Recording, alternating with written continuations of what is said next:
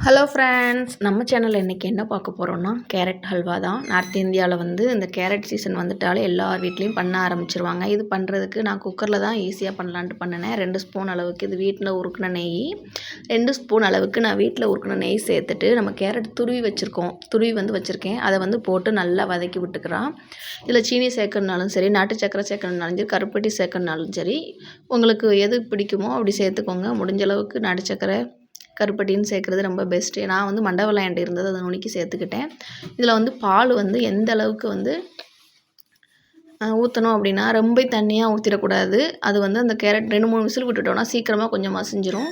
அது கரெக்டாக அந்த கேரட்டோட மட்டத்துக்கு தான் நம்ம வந்து பால் வந்து சேர்த்துக்கணும். ஒரு 3, 4 விசில் விட்டோம் அப்படின்னா கொஞ்சம் மசிஞ்சு விட ஈஸியாக இருக்கும். இப்படி கரண்டி வச்சு மசியும் போதே மசிஞ்சிரும். அதனால தான். அதுக்கப்புறம் வந்து கொஞ்சம் ஒரு பிஞ்சு உப்பும் கொஞ்சம் ஏலக்காய் பொடியும் சேர்த்துக்கிட்டேன். நான் வந்து மண்டவெல்லம் தான் சேர்த்தேன், வெல்லம் தான் சேர்த்தேன். ஏன்னா இது வந்து சரி நம்ம கேரட்டும் ஹெல்த்தி, கீ எல்லாம் போட்டு பண்ணுறனால உடம்புக்கு நல்லதுன்னு சொல்லிட்டு நீங்களும் செஞ்சு பாருங்கள். செஞ்சு பார்த்துட்டு எப்படின்னு சொல்லுங்கள். பாய் பாய்.